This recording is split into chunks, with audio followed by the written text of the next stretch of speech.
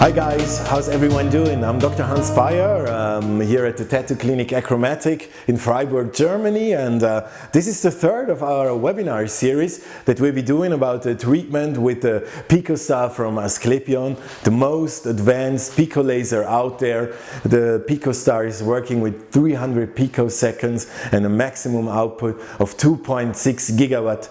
This is unreached, and due to that, it's my pleasure today to introduce to you a novel kind of laser peeling that, as you will see later on, is not only causing a dermal remodeling, but we can also, for the first time, target the sebaceous glands with the help of a pico laser.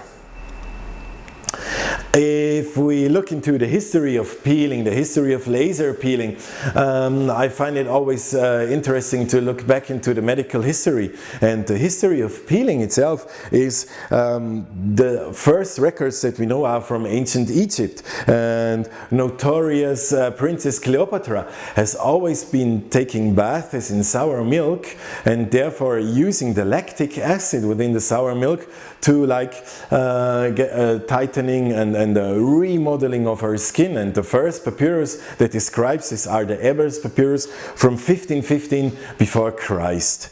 But today, of course, we'll be talking about the changes in the aging skin and what we can do with the laser to prevent these. Typical changes in aging skin are the skin gets thinner, not only the epidermal layer, but also the dermal layer. We get a solar elastosis, we get a sagging of skin, and of course, wrinkles in area, not only of facial expression, but well, all over.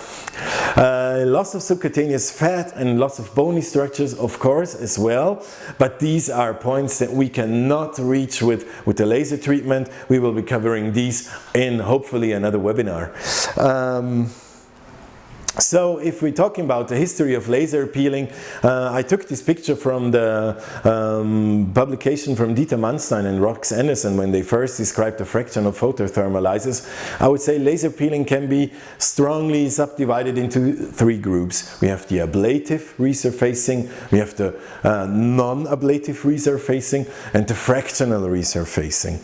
Ablative resurfacing definitely has been the golden standard up way until the beginning of the 2000s, where we use either a CO2 or an erbium YAG laser. These are then ablative lasers because they are absorbed by water and cause the water to vaporize and therefore vaporize whole tissues. Here I have one picture for you of an ablative treatment that has been performed with the erbium YAG.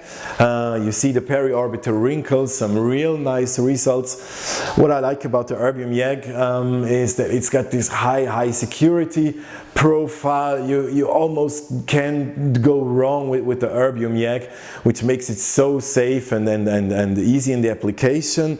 But of course, with these ablative laser systems, there's always been this high risk of side effects. And when I started working in dermatology, like 16 years ago, then we were still working with the CO2 ablative, and we saw a few cases of these persistent erythemas, of this marmorized skin, or even scar formation. So it was in the early 2000s that these two gentlemen, it's Dieter Manstein from Germany and Rox Anderson, that we heard so much from in the other webinars. He did so much for the lasers.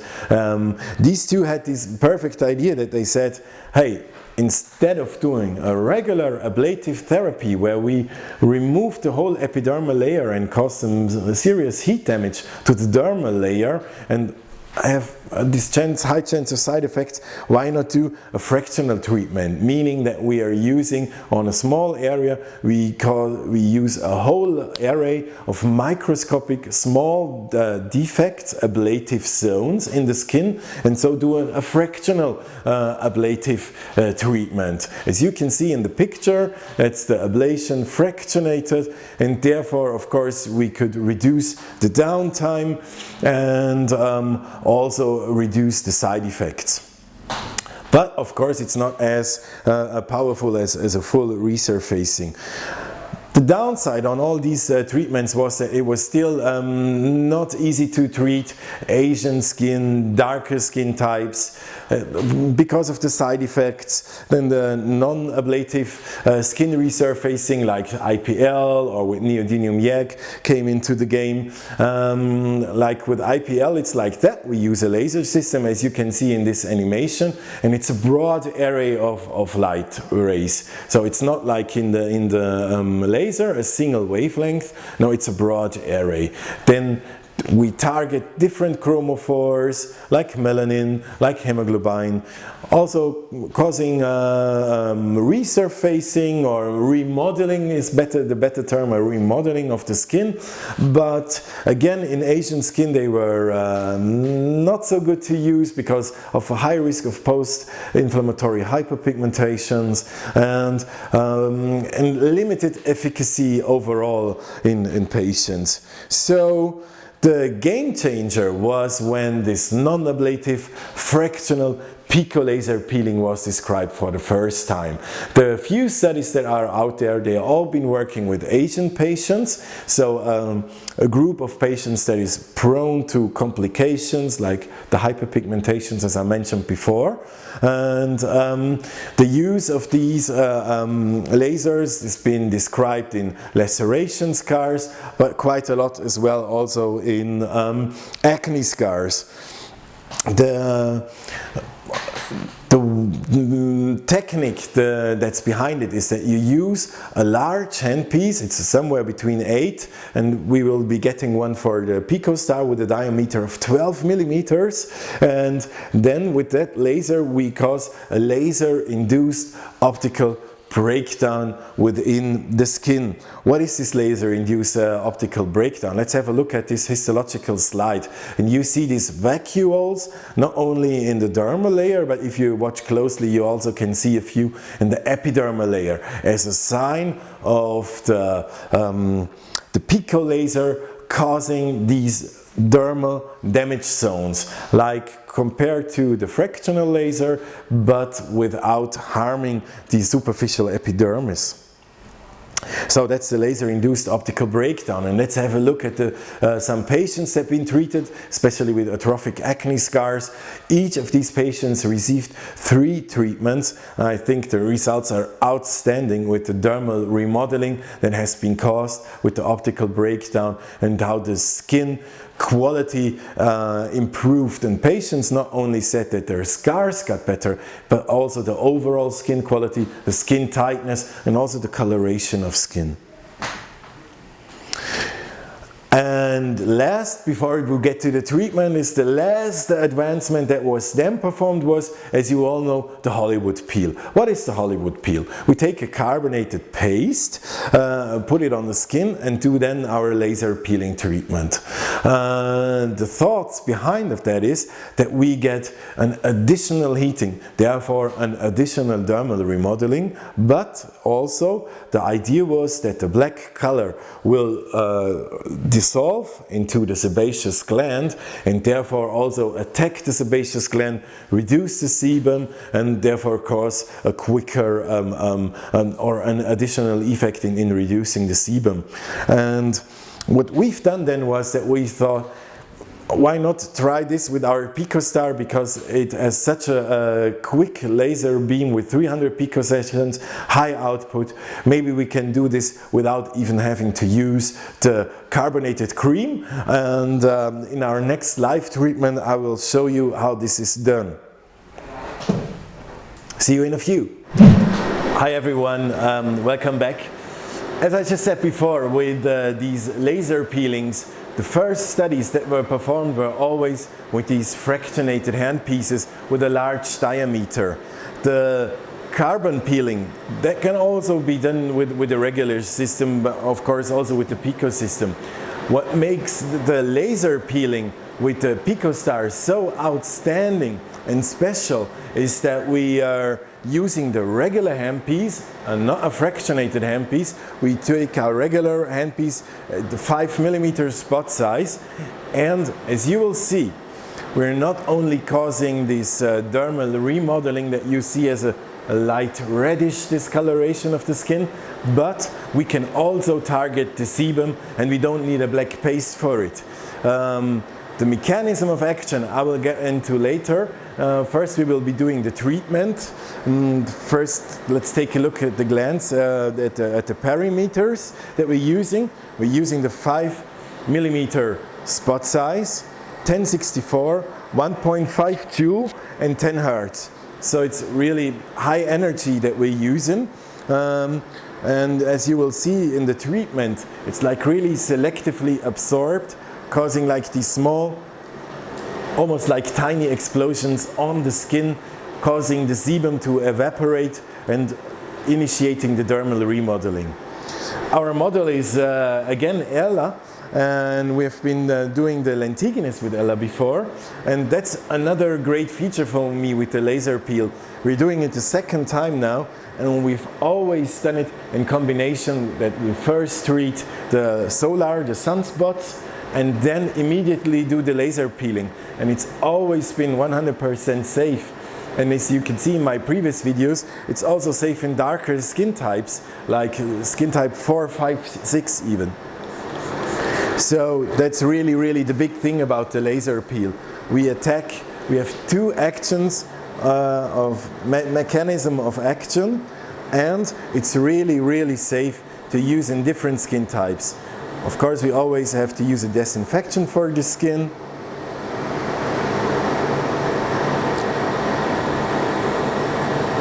And when we were talking before, Ella just mentioned that she, with only one treatment, she now feels that her skin is tighter, there is less wrinkles, and also I see an evener skin toning.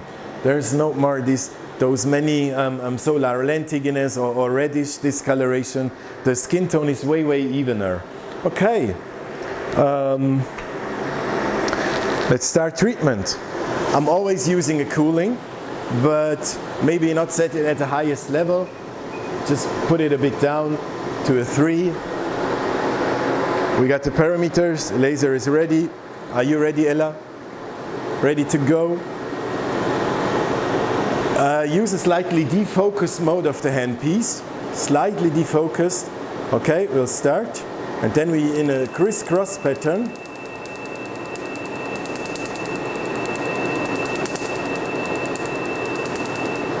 We're treating the skin. And you can nicely see the smoke evaporating. That is the sebum. And you also see, if you take a look at the spot when I'm treating, you see these small explosions on the skin surface and the sebum evaporating. And we can also already appreciate a slight redness of the skin. That is the dermal remodeling. That's the new collagen which is being induced. So the great thing is, not only do we reduce the oiliness of skin, but we also start the rejuvenation of the skin.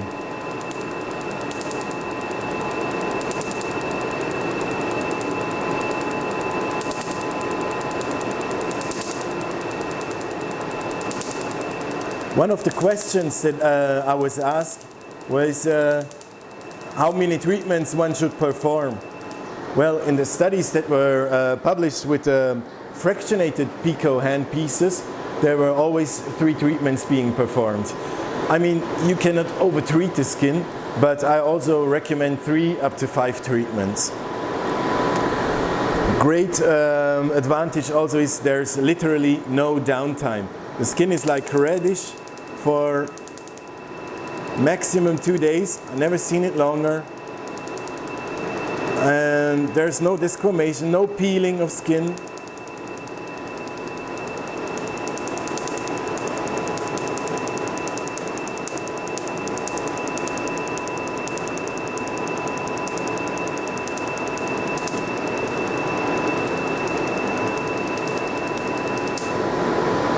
Okay. Fangen wir mit der Wange an. Again, you see the smoke, the vaporization of the sebum.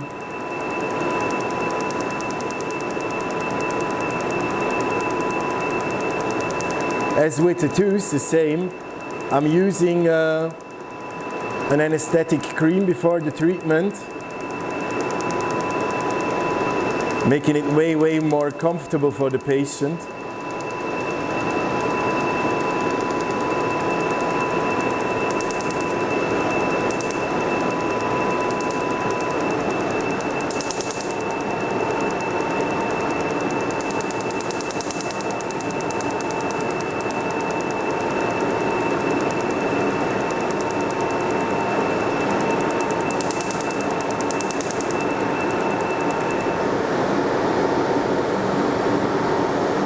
Achtung, die Nase, the nose.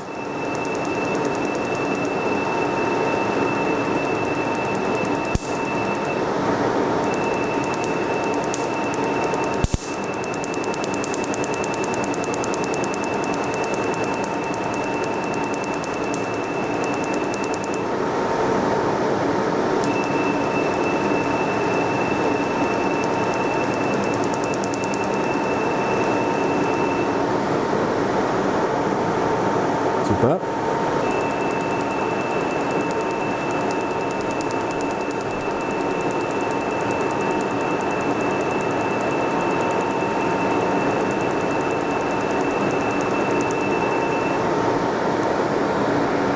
And you see also the treatment is pretty quick. So, über Lippe.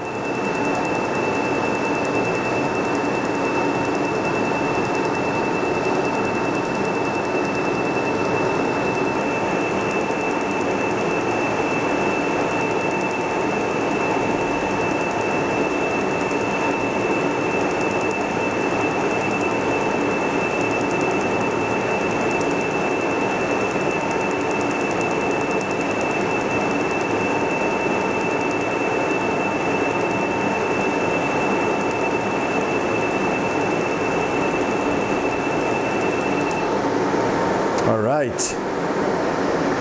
Noch die Wange hier.